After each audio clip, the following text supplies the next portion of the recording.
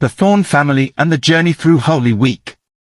In the quiet countryside village of Ashwell, nestled between green hills and blossoming cherry trees, lived the Thorne family, a devout Catholic family of 5. Jonathan and Mary Thorne were parents to 3 bright and curious children, Emily, 14, Ben, 11, and Grace, 8. The Thornes were known in their parish not only for their deep faith but for how they gently and intentionally passed on that faith to their children.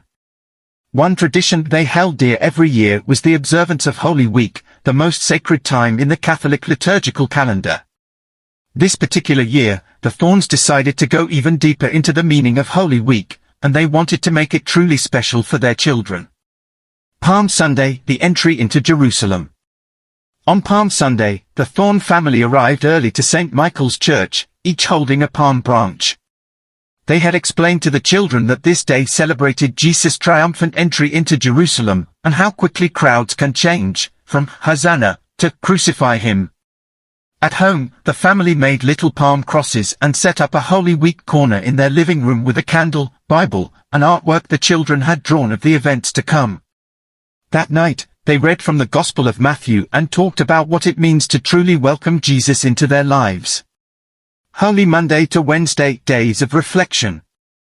On Monday, Tuesday, and Wednesday, each evening was dedicated to a different theme. Monday, they reflected on Jesus cleansing the temple, and discussed how to cleanse their hearts, letting go of jealousy, pride, or anger. Tuesday, they read about Jesus being questioned in the temple, and talked about standing firm in faith, even when others doubt them. Wednesday, known as Spy Wednesday, the family discussed Judas' betrayal, and had a powerful conversation about trust, forgiveness, and loyalty. Each night ended with a candlelit prayer and a simple family hymn, like "Were you there when they crucified my Lord?"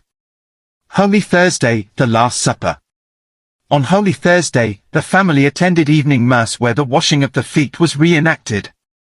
The children were amazed at the humility Jesus showed. Back home, the family recreated the Last Supper with a simple meal of bread, grapes, and lamb stew. Jonathan washed each child's feet and said, "In this house, we serve one another, just as Jesus served." They then kept a short vigil, taking turns reading quietly from the Gospels, remembering Jesus' time in Gethsemane. Good Friday, the Passion. On Good Friday, the family fasted and kept a solemn atmosphere in the house. The children helped cover all religious images in the home and removed flowers from the altar in their prayer corner. They attended the Passion service, where Emily was moved to tears hearing the Gospel read aloud. Ben and Grace had drawn a large cross at home, and the family placed a small crown of thorns made from twigs upon it. That evening, they observed silence for 1 hour, calling it their personal time at the foot of the cross. Even little Grace sat quietly, holding her wooden rosary. Holy Saturday, the day of waiting. The house felt still on Holy Saturday. Mary explained that this was a day of waiting and quiet hope, just as the disciples must have felt. The family baked Easter bread, dyed eggs, and prepared decorations, but all in reverent silence. That night, they attended the Easter Vigil, carrying candles as the Paschal fire was lit. As the church chanted, Lumen Christi, Ben whispered, "It feels like the whole world is holding its breath. Easter Sunday, he is risen."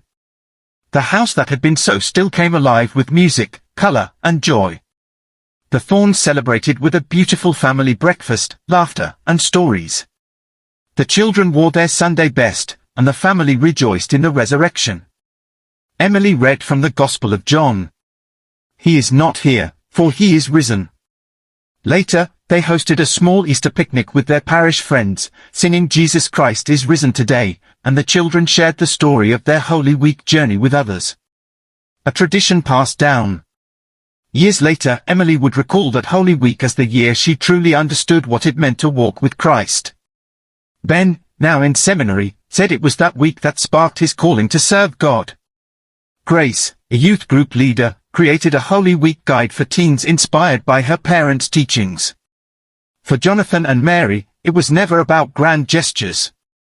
It was about consistent love, reverent tradition, and sharing the mystery of Christ's passion and resurrection, one small moment at a time. Holy Week is not just a memory, Mary often said. It's a path we walk as a family, year after year, closer to the heart of God. If you like this video, please subscribe, share, like and comment. Thanks.